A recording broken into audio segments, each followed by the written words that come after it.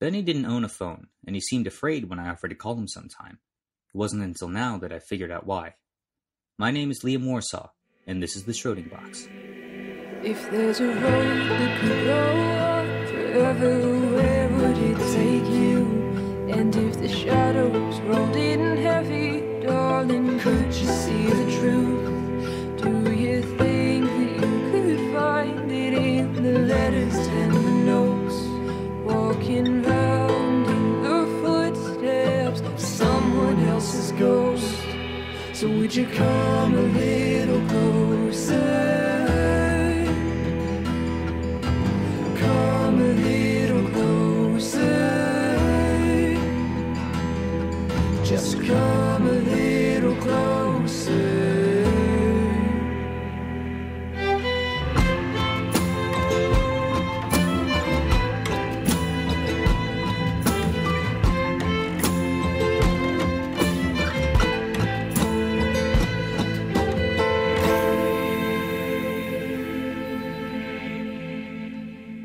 Episode 3. File name, Talbot Myner. No one in Schroding, Illinois owns a cell phone. In fact, no one even owns a landline. If you want to talk to someone in Schroding, then you find them. I don't mean you have to go looking for them. You just walk outside when you need to talk to someone, and then you find them. Benny liked this method, it seems, and talked about it extensively in this week's file. He claims that, more often than not, he finds people in the park, just past the bench where the man who feeds the crows always sits. No one uses the phone, Benny writes. I assumed that he was just repeating himself about how no one owns a phone, but as I kept reading through the file, I realized he wasn't saying that no one uses a phone, but rather no one uses the phone. The phone, which seems to be the only one in Schroding, has stood outside the post office for over 10 years, although no one remembers exactly how long. Benny notes that he had to pass the payphone every time he sent me a letter. Nobody uses it. Who would they call, anyway? Besides, Benny says it doesn't work. No one knows who set it up or why. There are no phone lines in Schroding, so what would be the point? But one morning it was just there, with an out-of-order sign already taped on it. After the 6 weeks of rain 2 years ago, the sign disappeared, but no one really needed it anymore. The mayor has promised the phone will be removed soon, but that hasn't happened yet. The mayor has made a lot of promises that haven't happened yet, though, so that's not necessarily an indictment on the mayor's office. Benny writes in the margins at this point, "Don't blame the mayor. I'm not blaming the mayor. Never blame the mayor." His writing seems shakier at this point. Was he afraid of something? Talbot Myner was somewhere between 30 and 50 years old during the 6 weeks of rain 2 years ago. She went walking outside and, of course, forgot to bring an umbrella with her. After a block, she remembered that it was raining, but she decided not to go back for an umbrella. It was only a little water, after all. She went walking because she needed to talk to someone. Maybe she wanted to comment on the weather, or maybe she had borrowed something that she wished to return. I guess it doesn't matter, since Miss Myner never found the person she needed to talk to. On her walk, though, she passed by the payphone, and the payphone began to ring for her. I don't really get what that means. How would you know that a payphone was ringing for you? Benny doesn't give a lot of explanation at this point. Maybe he just meant that Miss Myner was the only one around when it started to ring. Benny describes the scene of Talbot Myner standing, water dripping down her face, clothes clinging to her body, as she stares across the street at the phone in front of the post office. The phone was ringing for her. She knew it. But the phone didn't work. How could it ring at all? But it was. She thought about turning away to keep walking, but the ringing grew louder. Not just the sound, but somehow the way it felt inside her body. She crossed the street and, ignoring the running ink of the out-of-order sign, Talbot Myner answered the phone. She's not dead, if that's what you're thinking. It looks like most of the information that Benny has collected actually comes from Miss Myner herself. I don't know, maybe that wasn't even something that crossed your mind, but the first time I read through her file, I definitely thought she had died, until I came across the interview that Benny recorded. There's actually 2 copies labeled as the interview, one that looks like some kind of shorthand I can't read, which is paperclipped to the back of a typed copy. He also has a note that he wrote about going to the interview itself, which reads, "People don't see too much of Miss Myner nowadays, ever since the 6 weeks of rain. I've been meaning to talk to her, but whenever I went walking I could never really find her. So I went to her house. She lives on the south side of town, right where Dogwood Lane becomes a dead end. Walking up to her house, I noticed that the entire block was vacant. I didn't realize there were vacancies in Schroding. Seems wasteful. Despite the for sale signs, the houses look to be in great shape. The lawns are all kept, crisscrossed in a perfect pattern, except for Miss Miner's house. Her house looks like the vacant one. I was about to knock on the door when she opened it up for me. She said my name softly and led me inside. She gave me water, which was bluer than usual, and we began the interview. Bluer than usual? How blue is the water in Schroding normally? And how did Talbot Myner open the door for Benny if he hadn't even knocked yet? Those are just a few of the questions I've been asking since I read this file, and I'm not really sure I have answers yet. The interview is confusing. It begins with introductions, but Miss Myner doesn't seem to follow traditional conversation patterns. I'm going to try to present it as plainly as possible, but there are parts that don't make sense. What am I saying? None of this makes any sense to me right now, but here we go. Benny starts out by asking about the houses for sale on her block. Miss Myner says they all had to leave. They weren't welcome anymore. What do you mean? Benny asks. Hell is empty, Miss Myner responds. That's a Tempest reference, I think. It's been a while since I read Shakespeare. I don't know how exactly that's an explanation, though. Is she saying she lives in hell? And where did all of her neighbors go, anyway? The interview continues for a little bit like that, Benny asking Miss Myner to explain and her giving increasingly cryptic answers. Finally, Benny moves on. He asks what happened to her during the 6 weeks of rain. She tells Benny the story I've already recounted to you, about needing to talk to someone and not finding them, and the phone ringing for her. When she finishes, Benny asks what happened when she answered the phone. The phone rang for me, Talbot Myner says.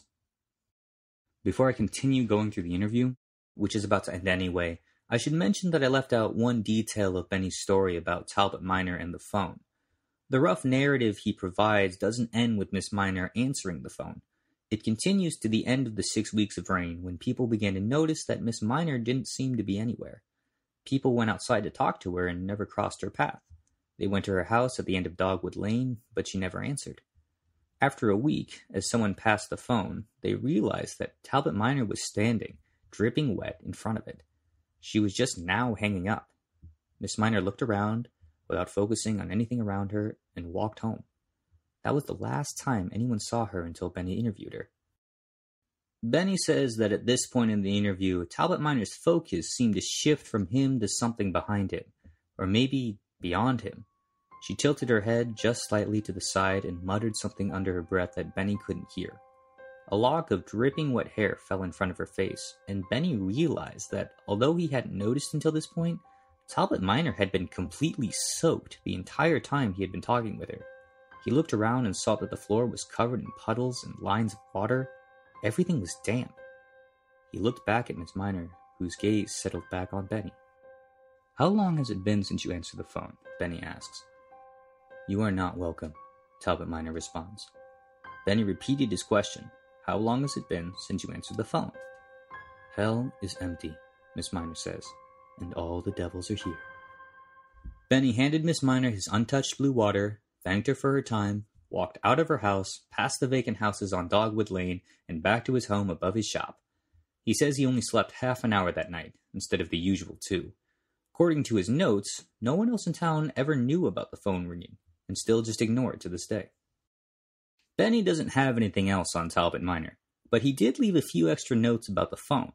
It looks like he finished this file only a month or so before he invited me to come to Schroding and then stopped responding to me altogether. According to Benny, he sent me a letter about a week after his interview with Miss Myner. As he approached the post office in a downpour of rain, the phone began to ring for him. For him, he elaborates. Yes, he was the only one out at the time, but it went deeper than that. Something about the ringing resonated with him deep inside. He knew it was ringing for him. He darted into the post office, sent the letter, and walked away as quickly as possible. But the feeling didn't stop when the sound of the ringing stopped. It kept going in his bones, like a tuning fork that keeps vibrating long after you can't hear it anymore. Then he explains that sound is just vibrations, just like all matter is constantly vibrating. He says that the way the phone rang was matching his specific vibration. He wonders if he would even feel himself touching the phone if he picked it up, or if it would feel just like a part of himself finally reuniting with the rest of his body. Now, I know that seems like a somewhat odd idea for a car mechanic to have, but that was just the way Benny talked about things sometimes. We got coffee this one time, and he told me that if energy could not be created nor destroyed, then that meant energy we got from coffee had to be held inside the beans, and that meant caffeine was no different than gasoline for humans. We'll be running our cars on coffee beans in the next 100 years, I'll tell you what. I don't know if that'll ever happen, but Benny was the kind of guy who would think of something like that. Did Benny finally cave and answer the phone? Is he still alive somewhere and just hiding away? If I was just able to get to Schroding, then maybe I'd be able to find him or find someone who knew where he went. But he knew not to answer the phone. His notes make that clear enough. I thought maybe Talbot Myner did something to him, but if he really never went back, like he says, then why would she do anything? It seems like she just wanted to be left alone. I'm really worried. None of this seems to make any sense. Why does it seem like Benny was the only one looking into all of this? Benny had a final note in the Talbot Myner file. I don't know if he remembered it was in here when he decided to give it to me, or if he just didn't care. He said, "Liam isn't calling you. It isn't Liam. Don't answer the phone. It isn't Liam. It isn't Liam. It isn't Liam." That's it for this file. Thanks for listening, and if you see a man in wide-frame glasses and a purple windbreaker, let me know.